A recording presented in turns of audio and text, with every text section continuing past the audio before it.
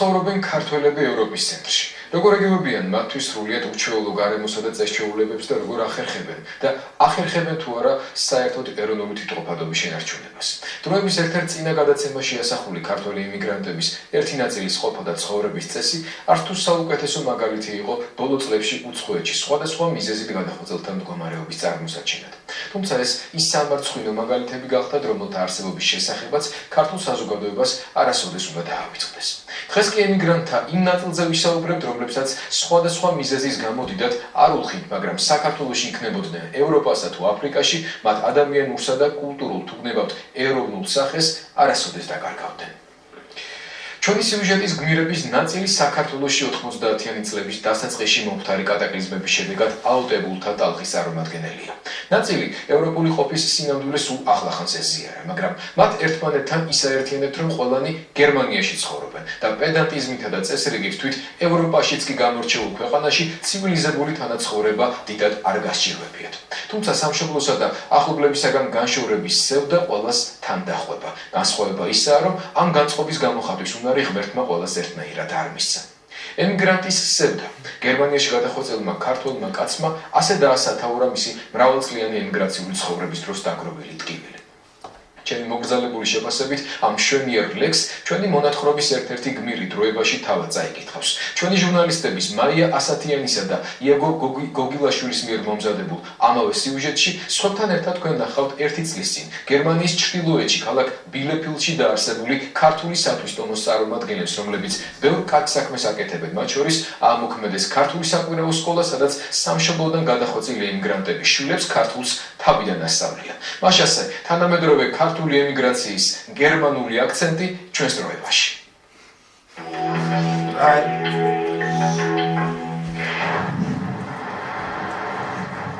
ძველი ქალაქი ადრე ელოძებს.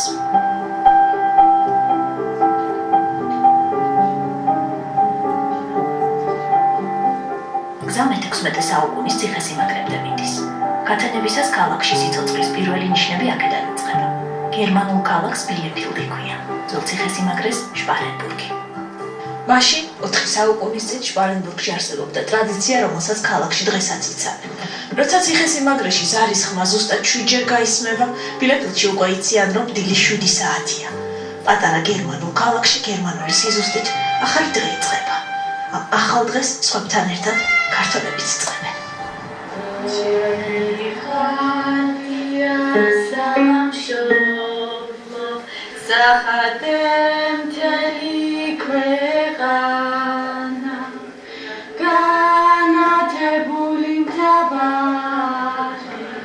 ამბავი განათებული მთავარის შესახებ ბუნდა უნდა ახსოვთ. ძირითადად ის, რაც მშობლებმა უამბეს. ყველას ისტორია ერთმანეთს გავს. მშობლები აქ მაშინ ჩამოვიდნენ, როცა იქ განათებულ მთავარში ცხოვრება ყველაზე რთული იყო. ეს დაახლოებით 10 წლის წინ მოხდა. როგორც ტრადიციულად ხდება ხოლმე, მშობლებმა პოლიტიკური თავშესაფარი ითხოვეს, როცა მიიღეს მერე ტრადიციულ ქართულ ემიგრანტული სამსახური იშოვეს და გერმანულ წესებთან შეგუება დაიწყეს. ბავშვებმა უცხო ენა მშობლებზე სწრაფად ისწავლეს. ახლა ორ კვირაში ერთხელ ქართულ სკოლაში დადიან და ქართულს იხსენებენ. დღეს ჰიმნის სწავლის დღეა.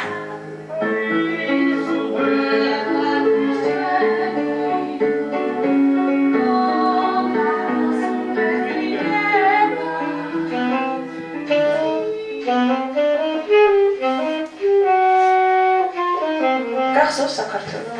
ცოტა. რა გახსოვს? ცოტა ცხოვრობდით და ესე ბევრი არა.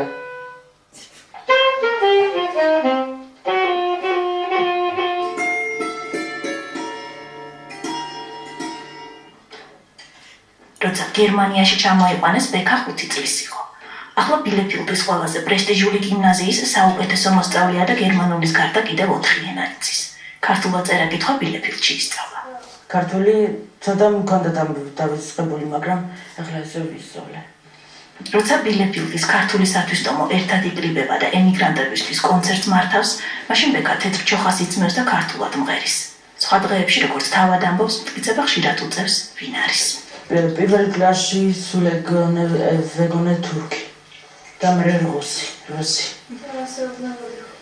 უთხე არა ვარ მეთქი, ჩვენ უფრო მაგრები ვართ მეთქი.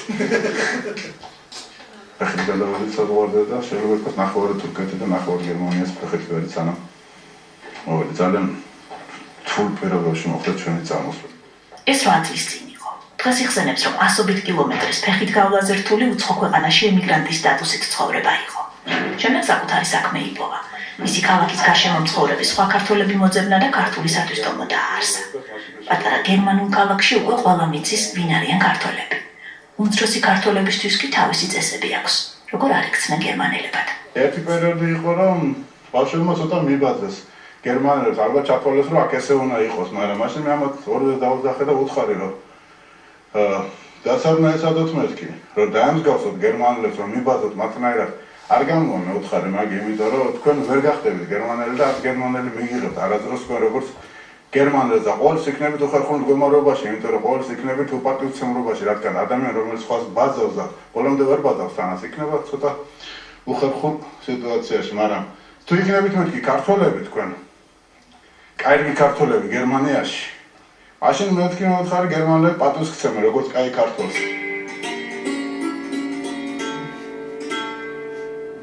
მამულო, რატომ მრეხავ? ვეღარ გავძლებ უშანოთ. ქაჯებს ისევ ნესტანი ხავთ, რამე უნდა უშველოთ. ისევ მიხმობს შორეთ ზარი, ძმები ისევ მელიან, ხო ის ამღერ ხმაში ბზარი. რა დროს შემომერია? ჯეროდა და რაღაცას უყვალე, უიმედოთ ხუნდება, გამითენე ღმერთო ხვალე, ჩემი ყლავ და ბრუნება. მიჯობს ისევ, კაცი მერკვას. მართალი და უბრალო, ჩემი წელი, ცოდვა მეც მაქვს. მომიტევე უფალი.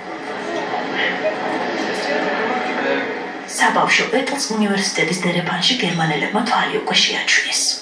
მომეც ბავშვი, და წავედი. აი ეს ვენაცვლებით ხოლმე ერთმანეთს. ხან მე მივდივარ ლექციებზე და ჩემი მეუღლე იტოვებს ბავშვს და ნუ ეხლა ჩემი მეუღლე მიდის და მე ვიცავს ბავშვის მოვლა და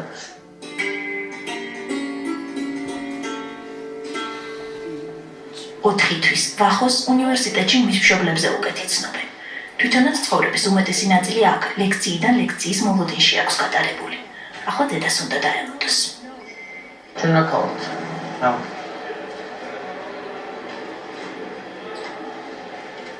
მამაო ჩვენო, რომელიც ხარ სათავშინა, წმინდა იყავს სახელი შენ.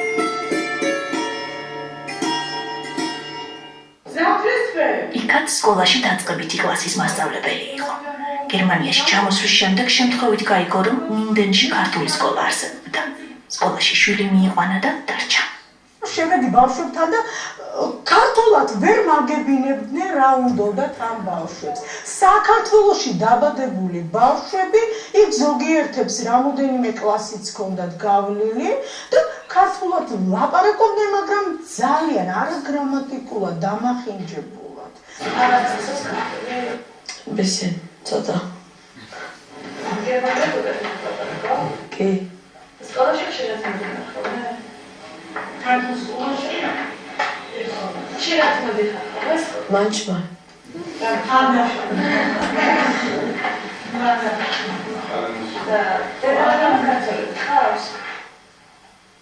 კი. ოქროშვილი. იცი რა მოსახლეობაზე?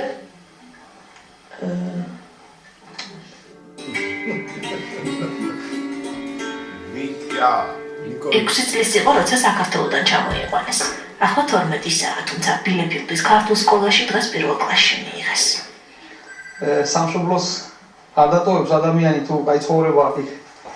აქ გაჭირვების პერიოდი იყო და ჩვენს აღვიჭირდა ასე თქვა მატერიალურად და გიას ბილეფილდში უკვე კარგად იცნობენ.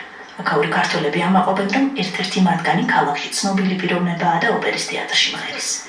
წივწივაძეები აქ 6 წლის წინ დაფუძნდნენ. ამბობენ, რომ დაბრუნდებიან, როდის ჯერ არ იციან. ყველაზე მეტად მენატრება დედა, მამა და მზე.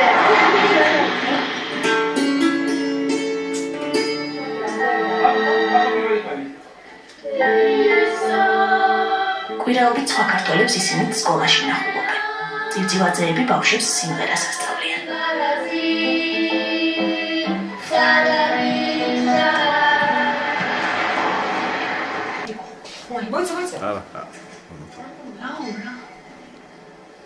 აი, ნედიკოს მოვიდა. წავიდეთ, წამო. ვახოსთან დედა დაბრუნდა. ახლა გიორგის წასვლის დროა. სამივე ერთმანეთს გვიან საღამოს შეხვდება.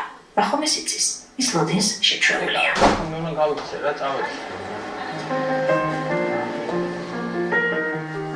ცეკვაც არა.